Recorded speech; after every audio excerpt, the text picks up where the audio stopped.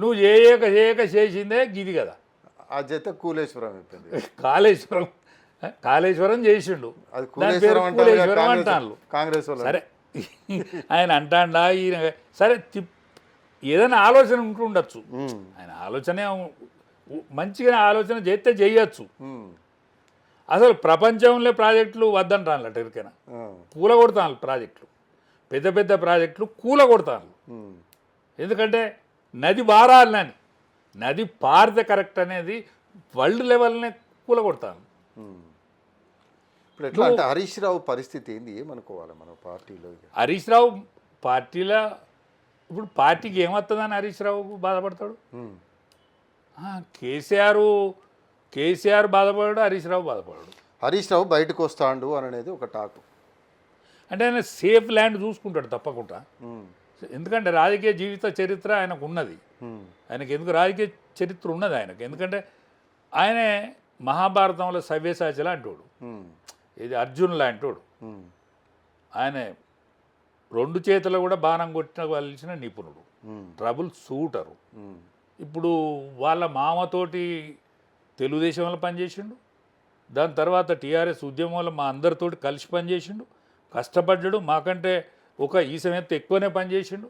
అయినా అణిగి ఉండేది, ఆయనే చదువుకుంటూ ఉండేది.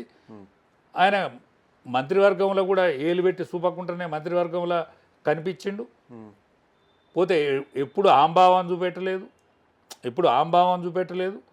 ప్రజల మనసులలో క్యాడర్లో ఒక అందరికీ తలలో నాలుకలా మెదిలినాడు. కాబట్టి ఆయనకు అవకాశం కనిపించిన చోట ఎలిగేతందుకు ఎందుకు ఆలోచిస్తాడు తప్పనిసరి. ఇప్పుడు కేటీఆర్ అంటే ఇక రాజ్యం వస్తుంది, నేను మళ్ళీ కాబోయే ముఖ్యమంత్రి అని కలగంటాడు. మరి ఆయన దీంతో కనీసం మర్యాద అన్న దక్కుతుంది పార్టీలా అంటే మర్యాద అయితే దక్కుతలేదు. పార్టీ మర్యాద తప్ప దానికి ప్రాణం వచ్చేదైతే లేదు, పార్టీకి ప్రాణం వచ్చేదైతే లేదు. ఎందుకంటే యువతరం వల్ల లేదు అంటే దారి చూసుకోక తప్పదుగా.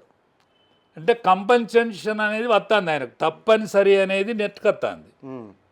ఎవడైనా రాజకీయ నాయకుడు, ఏ పార్టీ రాజకీయ నాయకుడైనా ఇప్పుడు అనేక సంవత్సరాలు జగ్జీవన్ రాము అందరికంటే ఎక్కువ జగ్జీవన్ రామ్ అనేది ఆయనే కాంగ్రెస్ పార్టీలో 2nd పొజిషన్లో బతికిండు ఎప్పుడైనా జగ్జీవన్ రామ్. ఈయన కూడా 2nd పొజిషన్ ఉన్నాడు కదా, ఆర్థిక మంత్రి, దాని తర్వాత ఆరోగ్య శాఖ మంత్రి, మొట్టమొదటి ఇరిగేషన్ మంత్రి. ఈ మంత్రి పదవులను అయితే ఎప్పటికి ఉన్నాడు కదా అంటాను. జనతా పార్టీ వచ్చినప్పుడు జగ్జీవన్ రామ్ ఏం చేసిండు?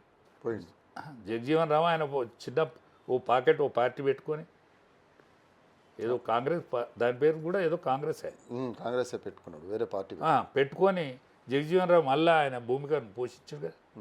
అంటే ఈయన కూడా అదే ఆయన అటువంటి అవకాశం అయితే ఆయనకు ఉన్నది, ఆయనకైతే అటువంటి వేదిక ఉన్నది.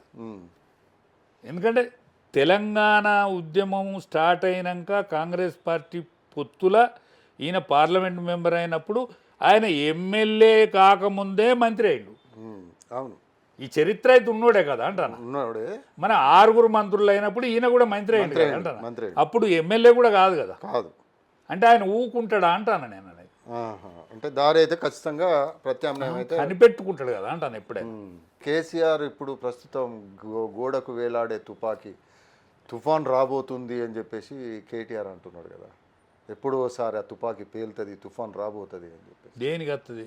వాళ్ళ కుటుంబంలో తుపాకీ పేలుతాడు ఆయనే, లేకపోతే మంది మీదనా, లేకపోతే ప్రతిపక్షాల మీదనా, పాలకపక్షం మీదనా, దేనైనా పేలుతాడు. ఇప్పుడు పాలకపక్షానికి ఎవడు బెదిరించినా, ఎవడు అదిరిచ్చినా, ఎవడు అదిరియాల్సినక్కర్లేదు, వాళ్ళు బెదిరియాల్సినక్కర్లేదు, దానికి అదే కూలుతాను. ఇప్పుడు పాలకపక్షం ఏ మాటకు ఆ మాట చెప్పాలన్నా, అయితే నేను ఊకే చెప్పినట్టు కూడా అవుతుంది ఇది. ఇప్పుడు 14 ఏళ్ళు ఆయనతోటి ఉద్యమం ఉన్నారు కదా అందరూ, బక్క సక్క, పిలిచినోడు పిలువనోడు, ఉద్యోగస్తులు, ఎంప్లాయీస్, విద్యార్థి లోకం, అనేక మంది మేధావులు, వీళ్ళందరూ 14 ఏళ్ళు ఎంబడి ఉన్నట్టే కదా. ఇది వచ్చేదనక వచ్చినాక 10 ఏళ్ళు కూడా ఎంబడి ఉన్నట్టే కదా, ప్రజానికం ఓర్చినట్టే కదా. అన్యో కానీ వీడు ఈ ఉండకూడక అద్దురో నాయనో వీడు రావద్దురో అంటే వీడు బీజేపీ వాడు అందుకునేటట్టు లేదని వాడిని ఎంకులాడుకొని ఓటైతే కాంగ్రెస్ వాడు వచ్చిండు కదా. ఉమ్. ఇప్పుడు ప్రజాక్షేత్రంలోకి వెళ్తే రేవంత్ రెడ్డికి ఇంత తొందరగా బ్యాక్గ్రౌండ్ కింద డౌన్ఫాల్ కాకపోవు. ఉమ్. ప్రజాక్షేత్రంలో గెలవలే. కేసీఆర్ అద్దనుకుంటే ఈయన గెలిచాడు. ఉమ్. అంటే ఈయన గెలవలే, ఉమ్. కాంగ్రెస్ పార్టీని ఎంకులాడుకొని బీజేపీడు బీసీ ముఖ్యమంత్రి అని అన్నాడు. కానీ వాళ్ళకు నమ్మకం కుదరలే మందికి, జనానికి. అరే వీడు బీసీోడు అంటాడు మంచిగానే ఉన్నది అని అనుకున్నారు. కానీ ప్రజలకు నమ్మకం కుదరలేదు. దెబ్బన వీనికి వానికి ఓటెత్తే మురిగిపోద్దేమో అని చెప్పి